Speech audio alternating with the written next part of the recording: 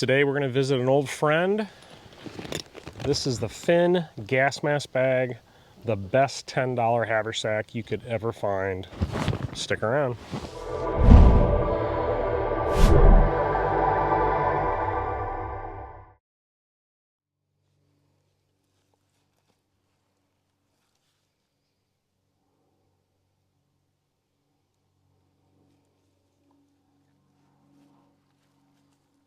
So I was out at a military show a few weeks back, and of course there was all kinds of military surplus for sale, and there was a big bin of these Finn gas mask bags. Now, when I saw these, it really brought me back to when I first started getting into this whole bushcraft kind of thing. This was like 13, 14 years ago. I joined a forum called Bushcraft USA, and you know, back then guys were always posting pictures of their gear and showing you things that worked for them, recommendations that they liked. And the Finn gas mask bag was very popular because it was readily available. It had a very retro look to it, heavy canvas, OD green. It was a coolness factor to it, and it was super cheap even back then.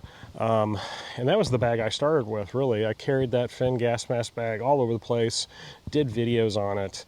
It was my dedicated haversack, and then more and more brands started coming out, getting better and better. Hidden Woodsman, Tough Possum, Raging River, all these guys who are making really cool customized haversacks. And of course, you know, being on YouTube and wanting to show different stuff, I was trying all these things and buying them and showing them, and I kind of lost sight of the old Finn gas mask bag. So, and this thing was brand spanking new. It still had the instructions on the inside, along with some packaging with the gas mask filters and things like that. So these are readily available still on the military surplus market. You can find them all over the place on the web, eBay, different military surplus stores, and of course flea markets, gun shows, military shows.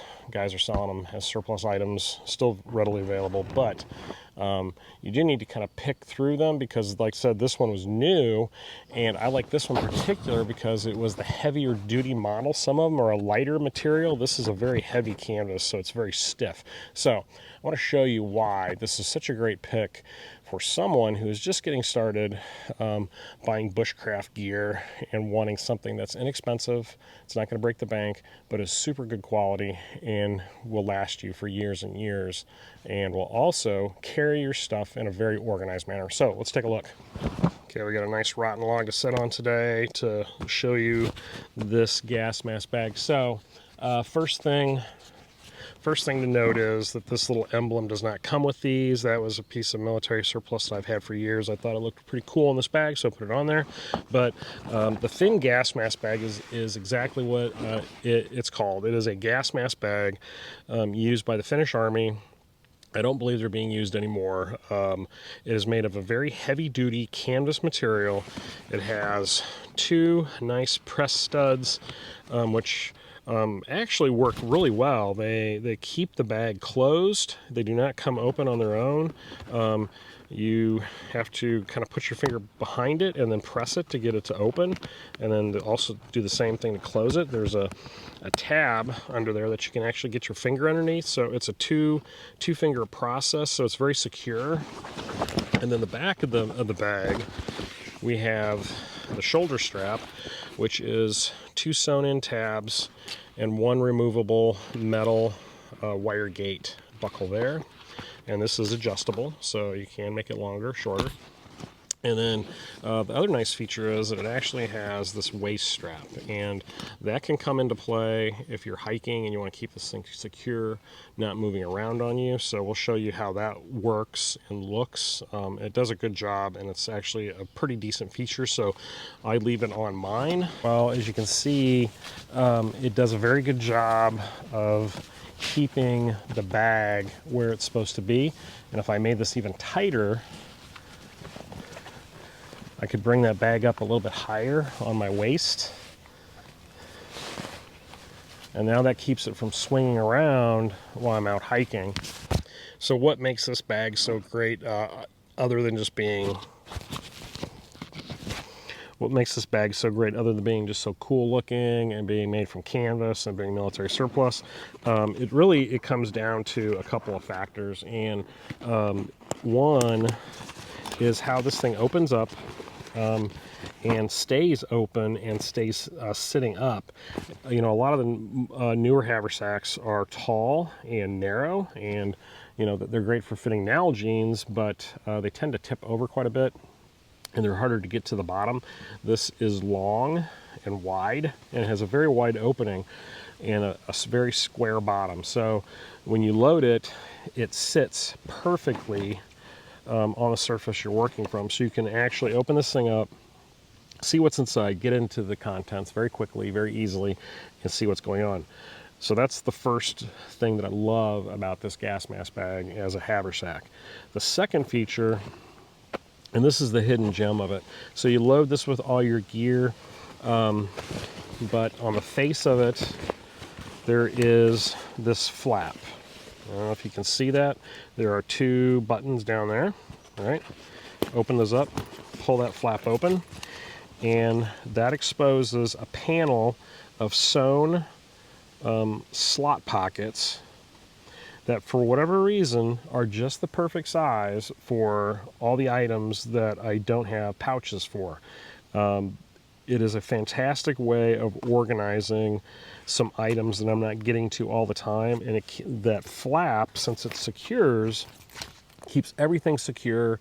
If the bag does fall over, things aren't flopping out, rolling around, getting jumbled up inside the bag, and it just makes it so much easier getting to the contents and figuring out what you need. So there's a larger slot pocket here, and this actually fits my Atwood paracord spool tool.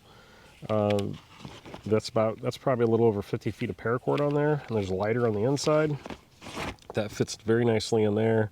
So I can have my cordage, and of course it's got the cutter on it, so I can get to that. This slot, I've got my work field sharpener, a fantastic tool to have in camp with you, touch up your knives, axes, and you can even do fishing hooks with this thing. So fantastic little tool. And then I like to carry a little bit bigger of a ferro rod, so there's my ferrocerium rod on a nice chunky handle that goes down next to that. There's a small short pocket back here, and in here, this is the hanging kit or hardware that goes to my titanium canteen kit, and I'll show you that here in a minute. All right. So you got these little arms, and what you do is they just slide into these wire little holes right here on the side of the cup, and you clip them in.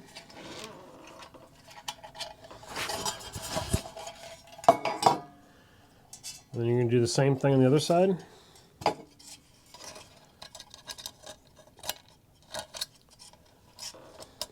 It's almost like a binder clip. You just you squeeze it and then release it, and then that grabs the wire.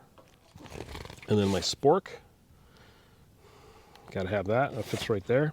And then in this pocket is my open L saw. Now the only modification I did is on this particular pocket there was a line of thread sewn across the middle of the pocket that made it shorter. I just ripped that out with my knife, and that made that pocket longer, and now I can fit my open L saw in there. So that's the entire contents of the organizer pocket.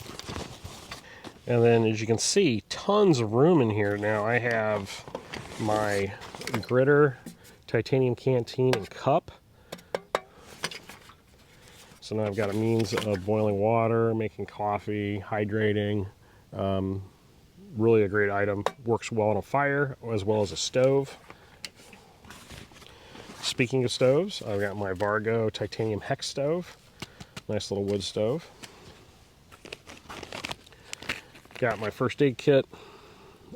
Basic stuff, boo-boos, lip balm, tweezers for pulling ticks, tape, some eye drops, different medications, and some Deep Woods Off towelettes. Since it's summer now, got to have some of that stuff with you as you're hiking. This pouch is my possibles pouch or my fire kit primarily. I've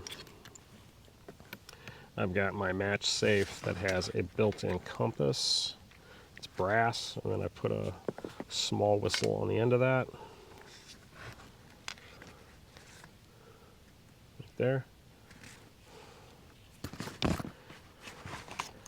I have some wax, impregnated cotton pads, and these are homemade, but then I also have these from Black and White Firestarter. These have some other stuff in it too, some resin type material. Really great fire starters. And that all seals in this nice little tin. Keeps it nice and clean. You can get the Black and White Firestarter on Etsy. I'll have a link down below for that. Good people. And then in here I have my flint and steel kit. You know, flint and steel, not really a necessity, but I love to mess with it. So I've got flint, I got a little mini steel, I've got this I just picked up. I haven't tried this yet, but I'm really looking forward to this little guy. So that should be really great for getting fires going in my stove. Then last two items in here, of course, is the Bic lighter and then a fire bellows. Always a lifesaver. Every time I go camping, my buddies make fun of me for this thing. They think it's the stupidest thing, but every single time we have trouble getting the fire going because the wood's wet, and guess what? This guy saves the day every day. So always have one of those on me. And then last but not least, I just have this little Wildo mess kit. Just makes for a nice way of eating your lunch, having a little bowl and plate. Keeps everything organized. And in here I've got some coffee, some soup, and then there's the lid to my canteen cup, and then my folding cup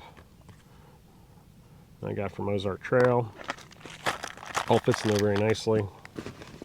And that's it. So you can tell there's tons of room in here for more stuff, and you certainly don't need to add more stuff because you don't want to make it too heavy, but for a lightweight hiking kit for summer into fall, this Haversack has enough space to carry all your gear. Ground is super spongy and wet. It's kind of hard to see on film, but trust me, it is. But what's great about these little wood stoves, in particular the titanium ones, is that they're lightweight. They're very safe to use if you want to control, not have a big raging campfire because you're worried about burning down the woods, especially in a fire ban situation. These may be a good alternative for you. And I don't need a big campfire on a hot day, but I do need a means heating up some water. Got my good old Rough Rider Camp King. I've got one of these pads already started using it, so I'm just going to cut off a hunk.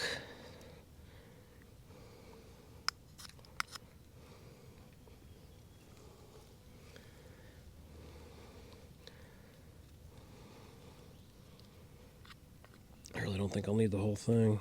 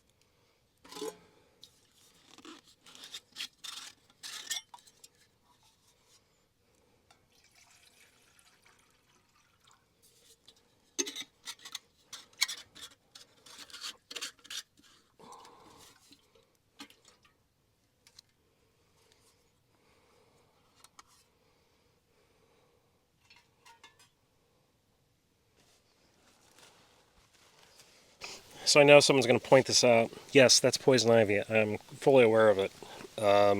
Poison ivy doesn't bother me. It does. I don't have a reaction to it. I think some people are just immune to it. I've never had an issue with it. I've never had a breakout. I'm always looking for it, and I'm making sure I'm not like rolling around in it, but if it's next to me, I don't freak out. A lot of people do, so thank you for your concern. What's great about that feed door is now you can just add bigger and bigger stuff if you need to. And we got boilage pretty quick. I don't know, 3 or 4 minutes, probably 4 minutes, maybe 5 at the most. Just gonna let that burn out.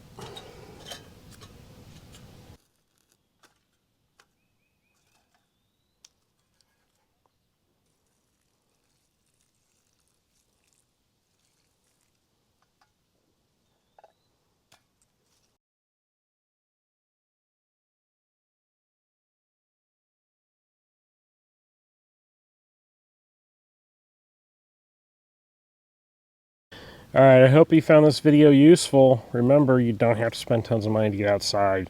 You just need to get outside because it is beautiful out here and there's so many cool things to see. If you like this content, please consider subscribing, liking, and sharing. That really helps the channel. Leave a comment down below and tell me like what your haversack is, what your go-to, and if you like haversacks, maybe you don't. And also, please check out the affiliate links. There's stuff for Amazon store. I'll have some of this gear in there if you're interested in the Vargo Stove or the Gritter Canteen Set. I'll try to find a good link for a thin gas mask bag. I haven't shopped for one online for a while, but there should be something out there. I'll find one for you and try to put a link down below to that. And check out Facebook. We have a Facebook group. Yes, the Prepared Wanderer Facebook group. 27,000 members. It's huge. It's growing all the time. Well, a great resource for information. A lot of people sharing cool stuff. And as always, thank you so much for watching my videos, and we'll see you next time on the Prepared Wanderer.